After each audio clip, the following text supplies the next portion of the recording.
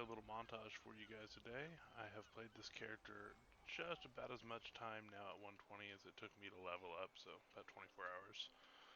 And we have gotten up to 448 with a bunch of Mythic Plus and a couple, one alt run heroic that we killed most of the bosses, 77 on our neck level, and we got 2 different rank 3 essences during that time. I'm going to show you what I did and we'll talk about it a little bit more in depth. Thank you very much. So we'll start with some footage from a Waycrest 8 that I did on this character. I've done a bunch of Mythic Plus, a lot of really low level Mythic Pluses. On this one it's almost a complete pug, but I did use Ovishock, who plays his prop pally normally on Ovina. He also leveled a fairly new shaman. I think he got to 120 like a day or two before me.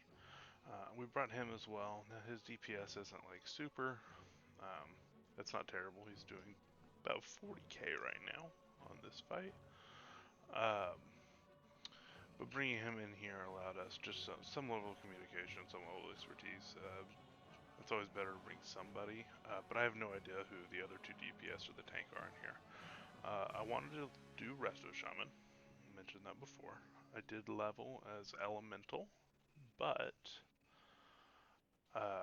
that was never going to be the end goal for this character. We're going to learn how to heal, and I know Mythic Plus isn't the Shaman playground, but they are quite strong in raids, but I probably won't switch off my pally for that, so this is kind of more of a challenge and to see what new people are like.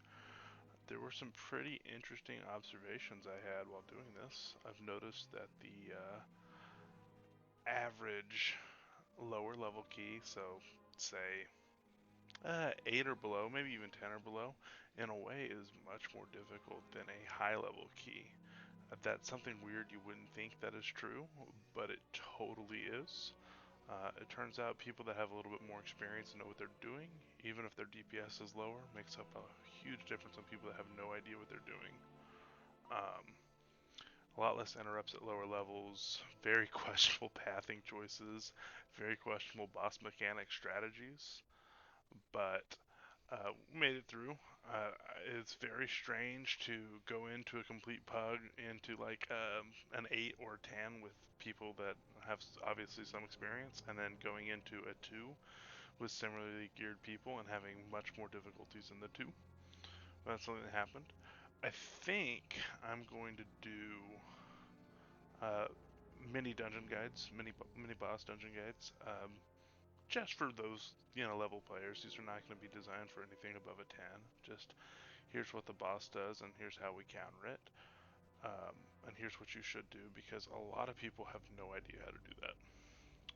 That's been clear to me. Underrot in particular, people do not know how to handle the 3rd or the 4th boss.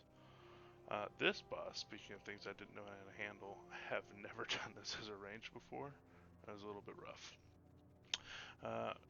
Couple footage from alt raid that we did. We killed the first 3, Rodden, Hivemine, Shadhar, and then Nazoth and Carapace on this. This was a guild alt raid, but there are some people not in the guild, some friends in here. Ovi's in there, and he's not in my guild. He's in my old guild. Got a little bit of gear out of this. I'm definitely in a fortunate position from this, and it's nice getting the essences. What you're not going to see in this montage, and something that's helped me got up to about 448 from nothing and about 24 hours played. It's probably not the best, but it's something. Doing your visions is pretty important and relatively easy, because you just need to kill Thrall for the first few and you'll get a guaranteed corrupted piece. And then you also want to make sure that you are doing emissaries as well, because they'll give you essences, or echoes of Nyalotha, so that you can get essences. But yeah, this has been kind of a fun experience. Gonna keep it up. We'll get to the point where we can put some like 10s, 12, something like that, narration commentary on the shaman that we normally do on the pally. I really like the kit. I certainly miss things from the pally kit, not having bop or lay on hands for bosses like witches and witches in Waycrest is really rough. But man, being able to cast while moving with Spirit Walker's Grace, having a wide variety of totems. I love Capacitor Totem. Spirit Link is obviously cool, but also Earth and Wall Totem, Healing Tide Totem.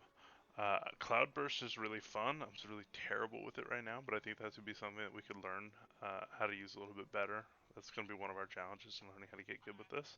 And I think their mastery is just so, it feels so much better to play with, knowing that, oh, as this guy gets lower, I'll do more healing to him than if he's topped. Um, that's a really interesting mechanic, and the Paladin mastery kind of blows, if we're being honest. Um, Single target damage seems pretty good. I'm missing some Azurite traces and stuff like that, but that's something to work with. Um, but yeah, this is what we got. I appreciate you guys watching, and I'll do some commentary stuff in the future, and we'll get it going. I am gonna make that under. I think I'm gonna start with under. I'm gonna make that guide video for 10 and under keystones. Just here's the trash abilities we're gonna handle, and here's the boss abilities to handle. But we'll look forward to that probably the next couple days. Thank you guys for watching. Have a great day.